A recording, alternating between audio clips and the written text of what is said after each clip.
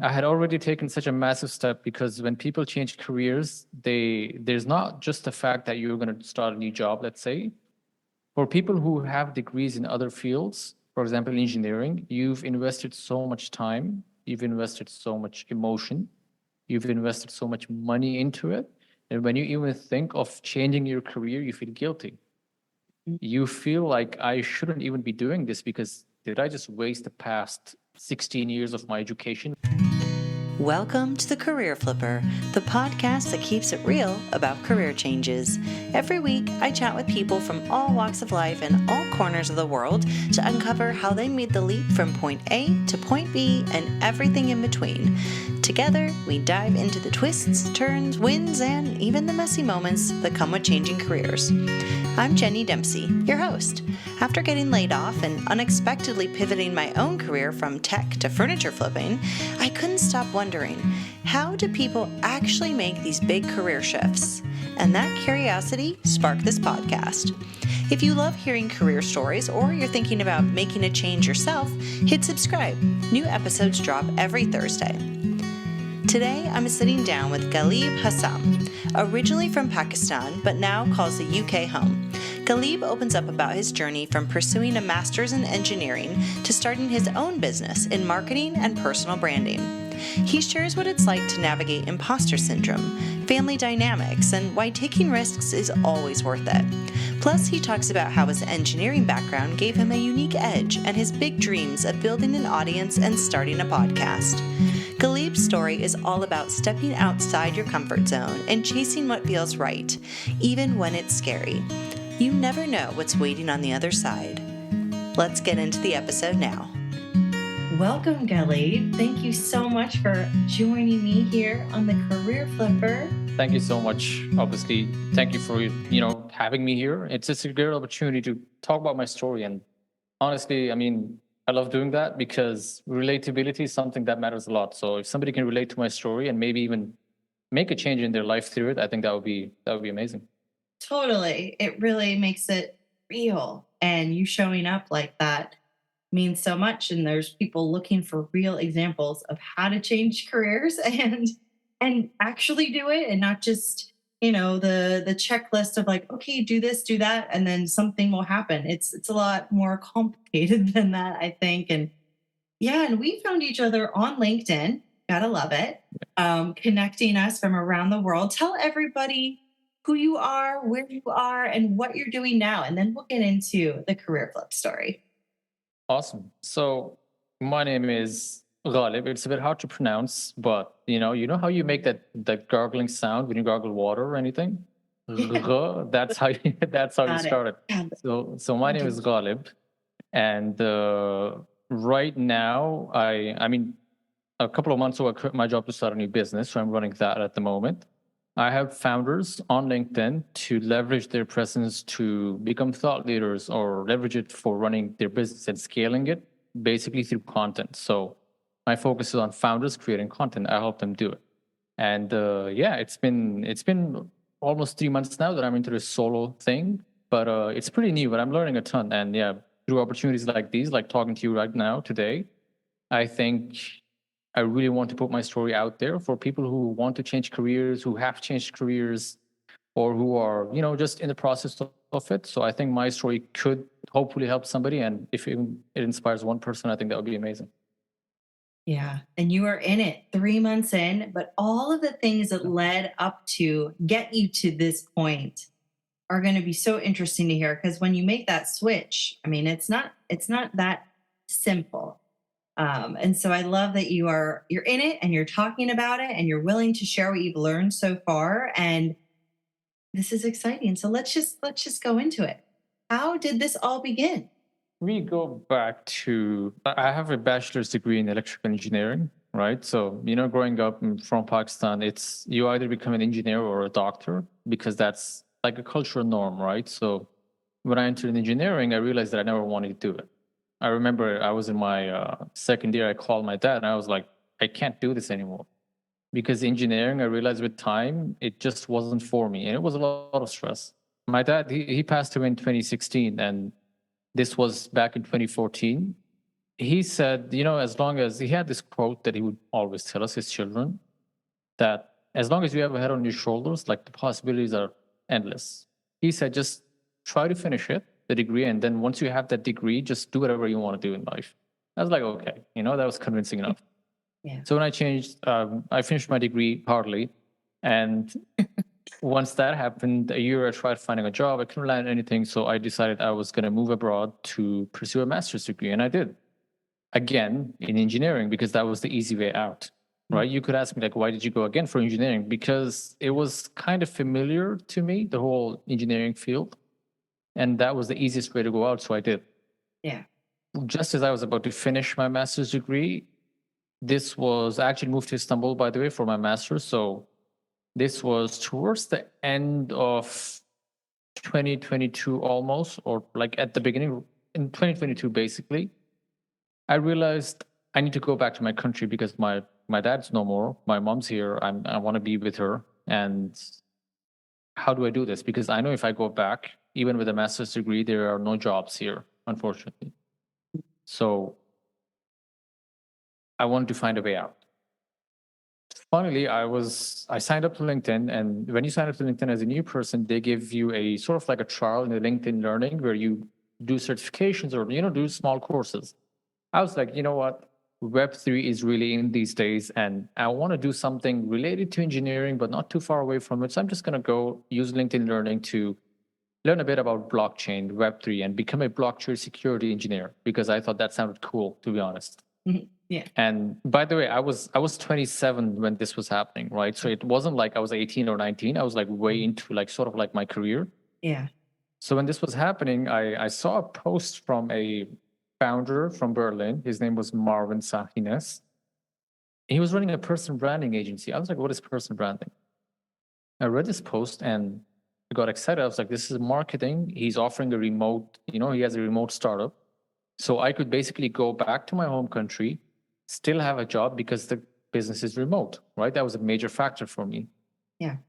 So I sent him a DM on LinkedIn. This was my first ever DM on LinkedIn, actually. And I was like, hey, man, how are you doing? I saw your post and I saw that you're trying to hire.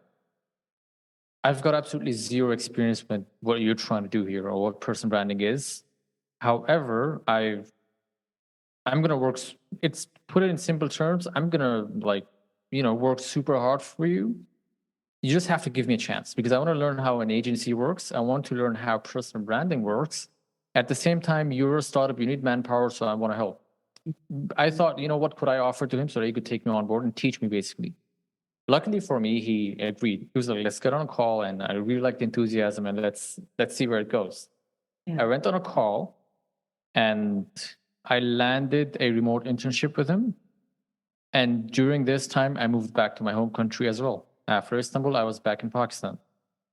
So when I came back to Pakistan, again, the university that I was graduating in from Istanbul, they were like, you know what, we have a liaison office in Pakistan. You can be like a global representative. Go there, help students out, and you could basically have a job there. I was like, that's amazing. But when I came back and when I came back to my home country, I moved to another city for that job that they offered.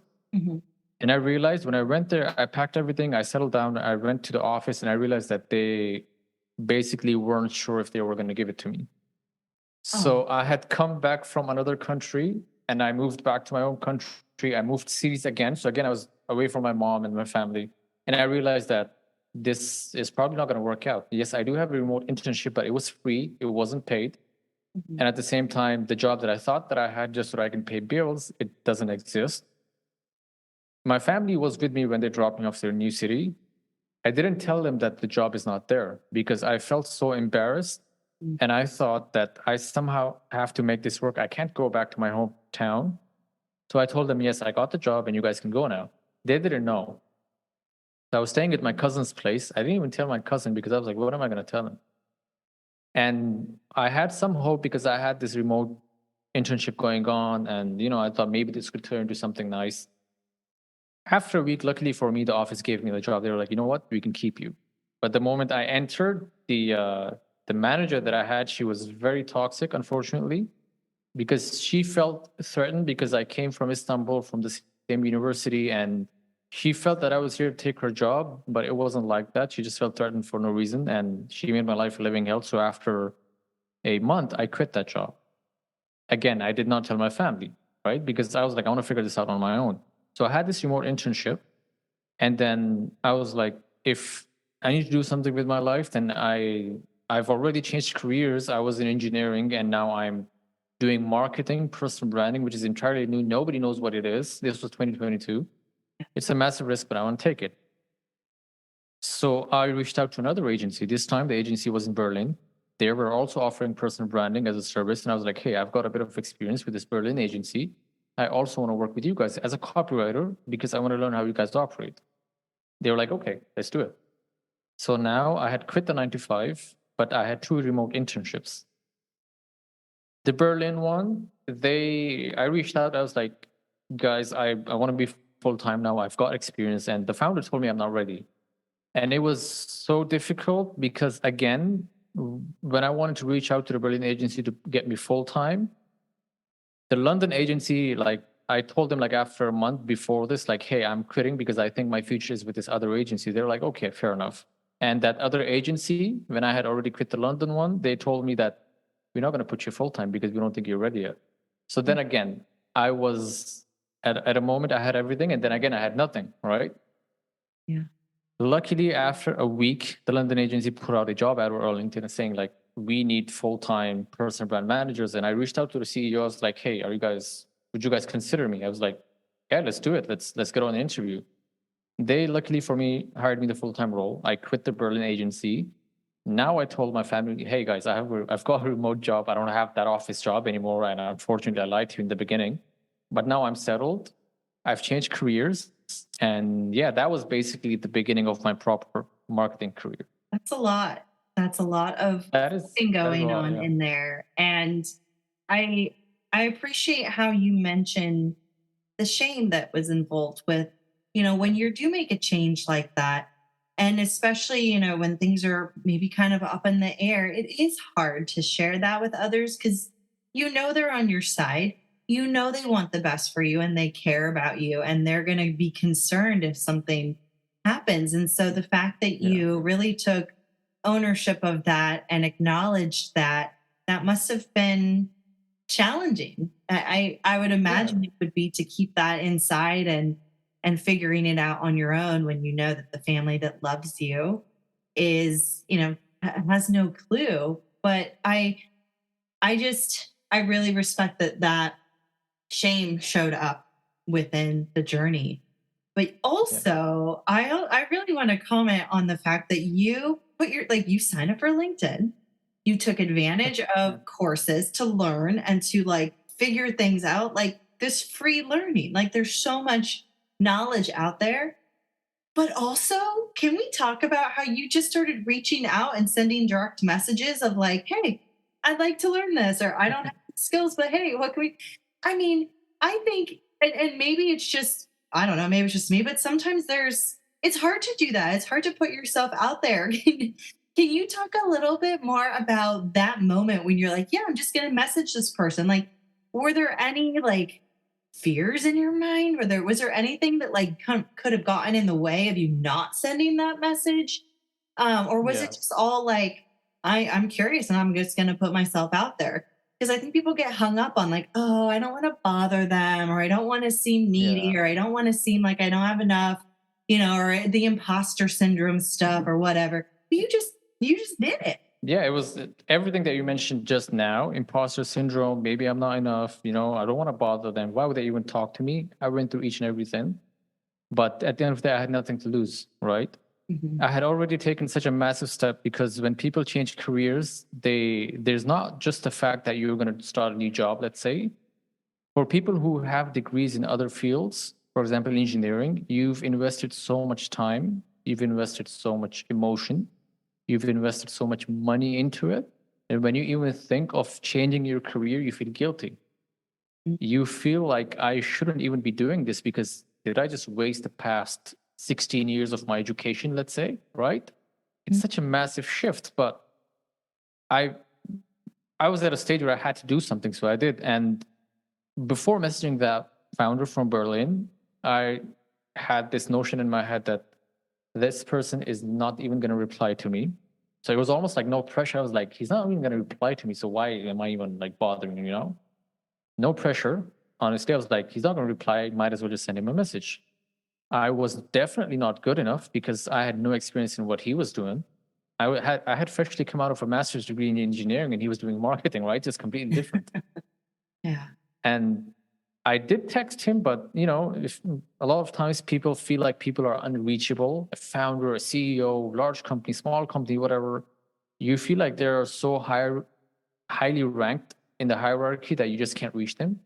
That is such a big misconception. If I thought of that, I would have never been talking to you today, right?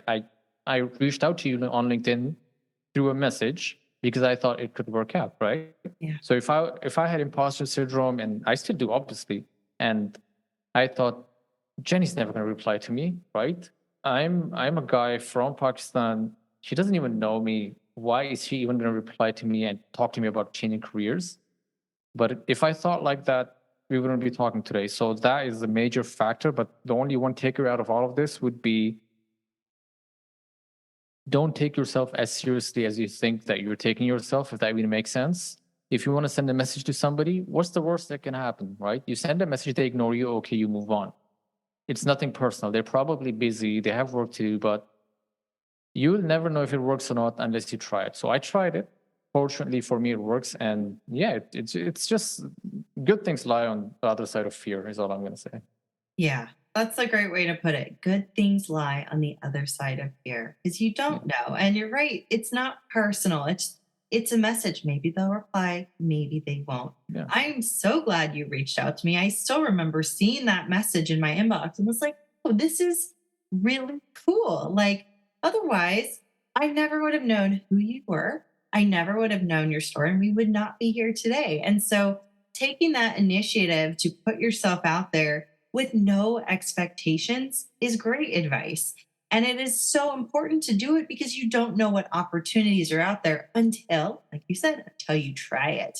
Even if you're scared, even if the imposter syndrome is there, even if you don't have the experience, I think that that is so valuable for anyone in life, whether you're a career flipper or not. I feel like that is just so valuable. And something that popped in my mind as you were talking was, talking about experience. For example, you had all this experience and a degree in, engineering, and along the way you made the change. But when I talk to other career flippers, sometimes there's what I like to call cookie crumbs or breadcrumbs of things that have kind of like connected the dots between one or the other and lead us back. So things that you learn from engineering, for example, that actually apply with what you're doing now, but you didn't really know or didn't make the connection. Like, for example, I worked in customer experience for 18 years. I was at tech startups for that time, working on the front lines and customers, managing teams, working with different softwares, all that good stuff.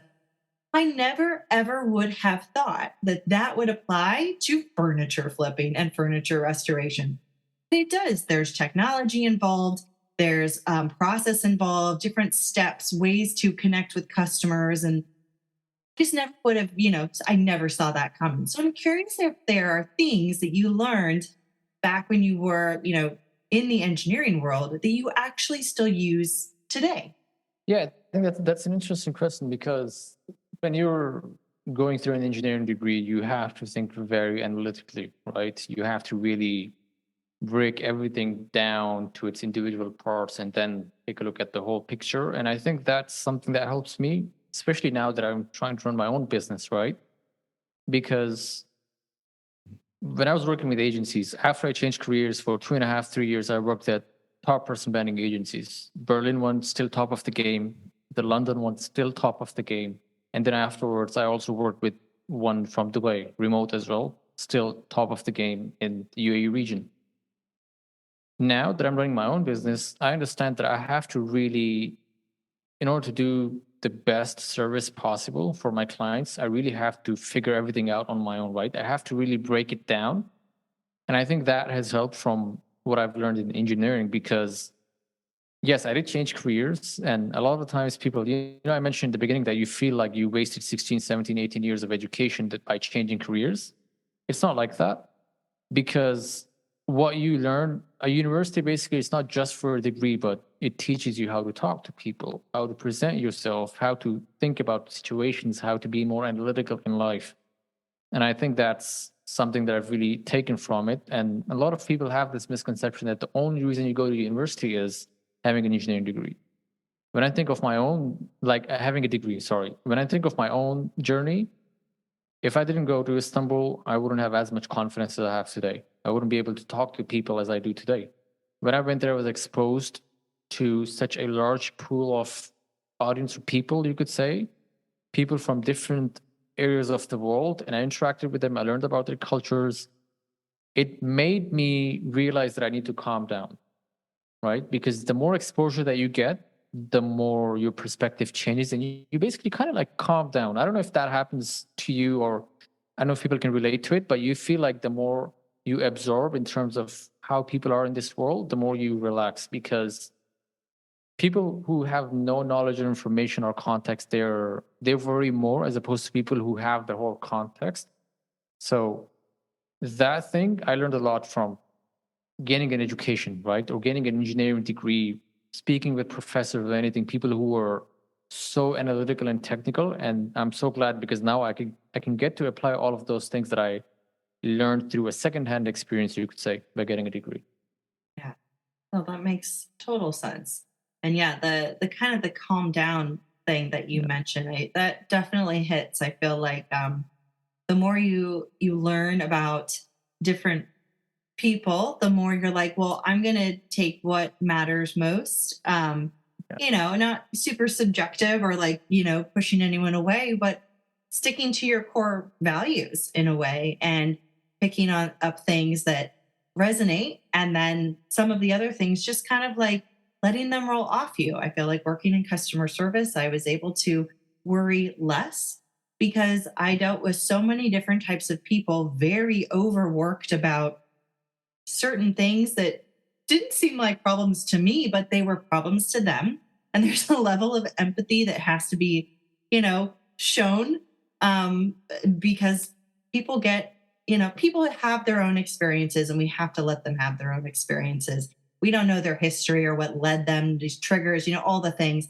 And so to be able to see it from a broader perspective is maybe more of what I'm getting at, is like, it just causes you to accept more and worry less and let the other things just kind of roll off you. So I love that you brought that up. And now, not to like switch gears too much, but I want to jump back to your family, because I know a lot of other people, career flippers, for example, family and friends are a big part of our support system. And having a support system is so crucial when you're making a change like this.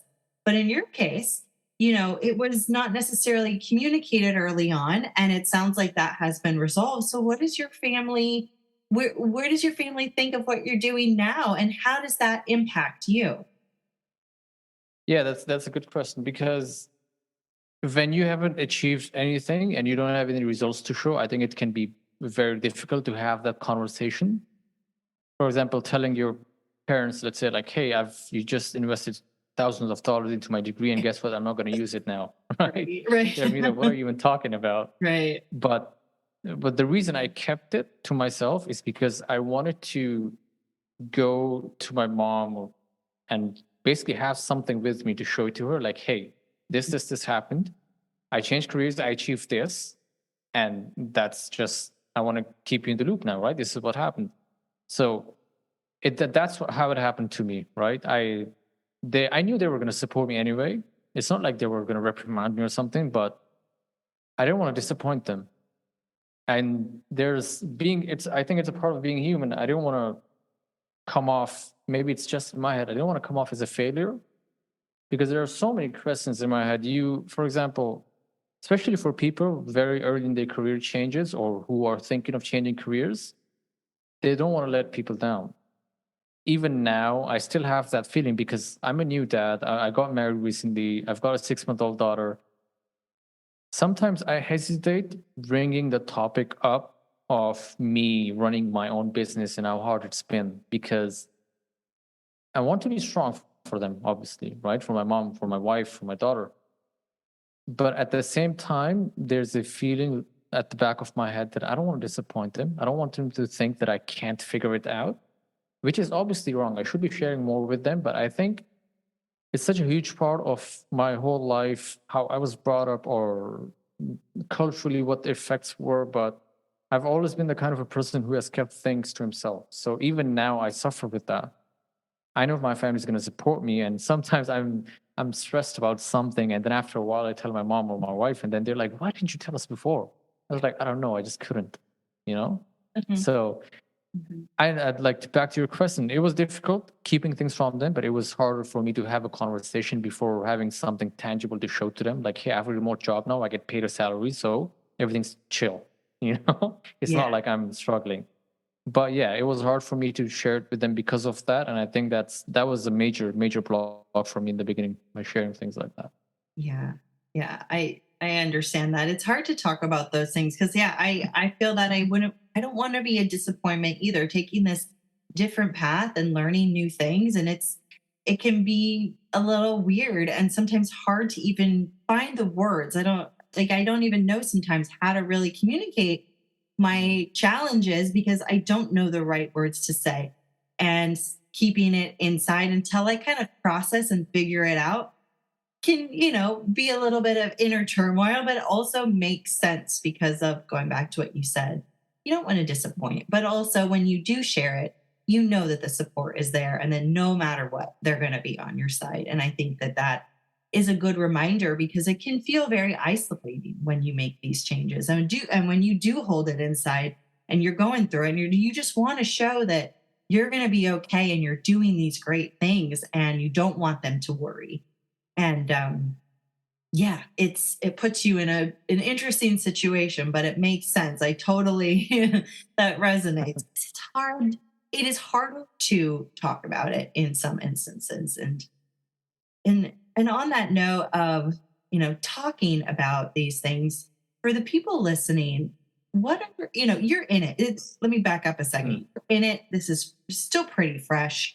And what do you have coming next? Like, talk about the upcoming things that you have that you see yourself doing in the next, 6 to 12 months or, the next several years. Where are you going to take this? Where do you see it going? And what do you think will be the fuel to keep the momentum going? Yeah, great question, because I think about this a lot. The jobs that I had after changing careers with the agencies, it was good because I enjoyed it. It was a different environment, marketing, new career. But I feel like at the end of the day, I was doing it for money because I knew I was never going to get paid that much if I was working in my home country as an engineer. It's a fact, right? I don't want to sugarcoat anything. It's a fact. Money's a big factor. Yeah. So I was doing it for the money. And I realized it after my third job. I quit after 2 months because the pay was great for me, right? And I was absolutely loving the pay. But every day I woke up and I was stressed. And I realized that maybe I'm doing all of this for the wrong reason. So that is also one of the reasons I started my own business. Now, in the next 6 to 12 months, I want to build an audience, number one. I think right now, the creator economy, it's as of this year, it's worth $250 billion. So it's such a huge market, right? So if you are a creator and you have an audience that you can leverage, you're already ahead of a lot of people. So that's one. Second thing is I want to reach as many credible people as possible in what I do as a service, right? So for example, I help founders on LinkedIn leverage their brand to scale their businesses. I want to find people who are already doing it and they're doing a great job, right? So a founder who is creating content on LinkedIn to scale their business. As simple as that. And that is one of the reasons I mentioned earlier to you, actually, Jenny, is I want to start a podcast, right? So in the next 6 to 12 months, the podcast, I want to have guests on it who are already doing a great job, but at the same time, I want to dig into their stories because just like you have a story, Jenny, just like I have a story, these people have stories too, right? These founders, they weren't born founders, right? They had to tackle diversity or they had to overcome some obstacles. I want to show the world that these people are human too. And this ties back nicely into what I mentioned earlier. People are reachable. It's not like they're gods or anything. These people are reachable. You just have to have that willingness in the beginning to reach out to them, right? So by showing their human side to people, professionally, yes, I want to show how great they're doing, but personally as well, by showing their human side to my audience, I think they're going to relate themselves to these founders, which are going to make them more human. And I think that's going to close down that barrier of, untouchable people. So for the next 6 or 12 months, it's going to be a massive focus for me, creating an audience, people who relate to these founders. And at the same time, obviously, I want to talk to these people because I want to learn how they're doing such a great job so that I can apply it. And the service that I provide for my clients, I want it to be top notch. I was talking to my wife the other day and I told her I was doing it for money so far. And it's great, money is good. But this time I want to do things differently, Jenny. Now I want to do it because I enjoy it. And she was telling me, she's like, I feel like you're not doing this so that you can have a nice income or anything. I feel like you're doing it because you're enjoying it. I was like, that's the whole point. Because I want to enjoy what I'm doing. So for the next 6 to 12 months, I intend to enjoy myself. And I think money, this is a byproduct. If you're good at what you do, and if you're actually doing it because you enjoy it, money's going to come somehow, whether it's a sponsorship, whether it's a new client, anything, it's a byproduct.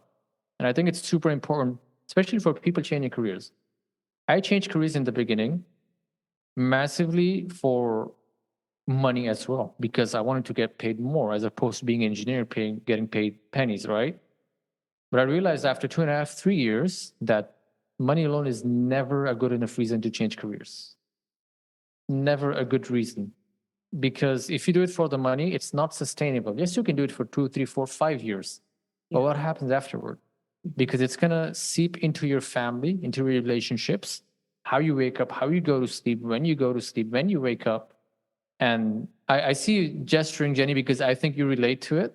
Yeah. It's such a massive point, right? So for the next 6 to 12 months, I want to do something that I thoroughly enjoy. I love talking to people, so I want to do that. But at the same time, I feel like the money and everything else, creating an audience, it's all a byproduct. So yeah, it's an experiment, to be honest, with my career, which is scary. I'm not going to lie, right? It's still marketing, but I somehow have to find a way so that I have enough runway for the next 6 to 12 months so that I can focus on this and not worry about paying bills.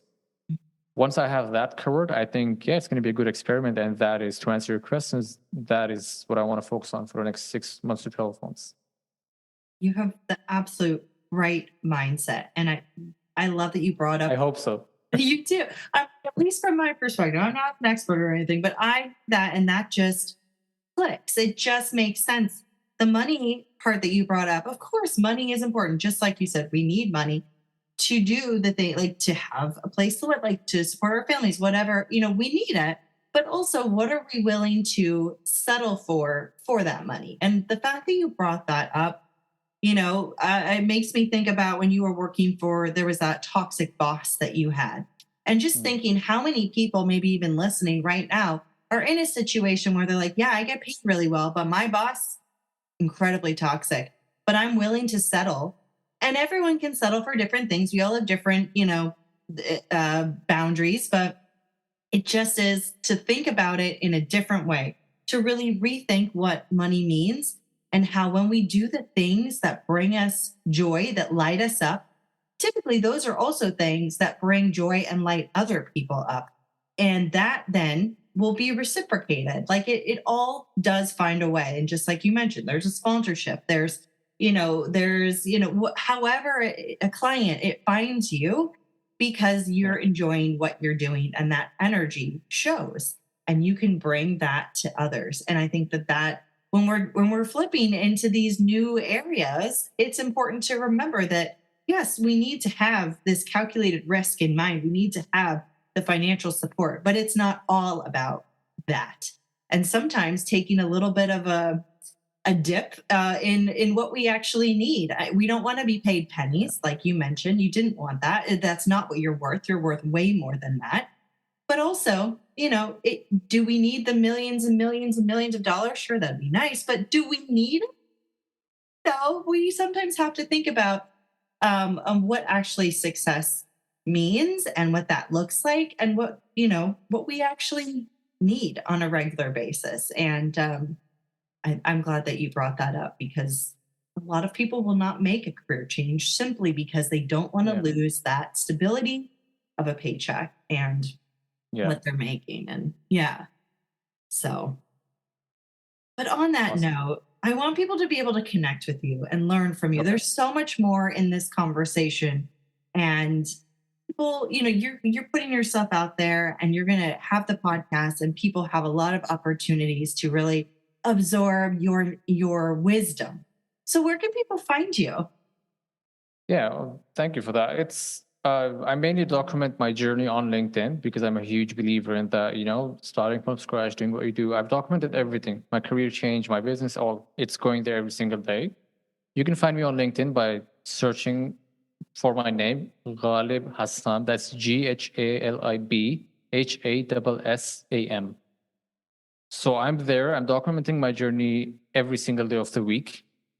And yeah, one of my core reasons for documenting my journey is because I want people to relate to it and learn from it and possibly change careers.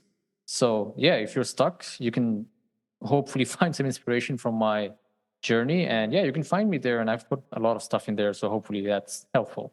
I love that. And I'm sure you will always answer those direct messages that come in from people because just as you put yourself out there, I am fairly certain you are reciprocating that too. 1000%, of course. Well, thank you so much for coming on today and sharing your story, being so vulnerable. It means a lot. And I know it's going to inspire a lot of people. So thank you so much. Thank you for having me. And yeah, it was amazing talking to you, Jenny. And thank you for giving me this opportunity.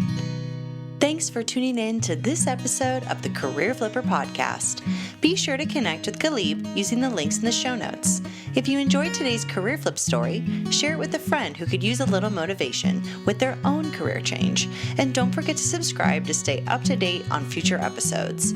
And leaving a review helps this show reach more career flippers around the world. So if you get a chance, I would love to see what you have to say. If you have a career flip story of your own, share it. Visit thecareerflipper.com to learn more about how to submit your story to be on a future episode. And if you're looking for someone to speak at your next event about career changes and making that leap, think of me. I love sharing these stories and giving others the courage to take their own first steps. Drop me an email over to hello@thecareerflipper.com. Keep going, my friend. You never know where that next step might lead. What's the best that could happen?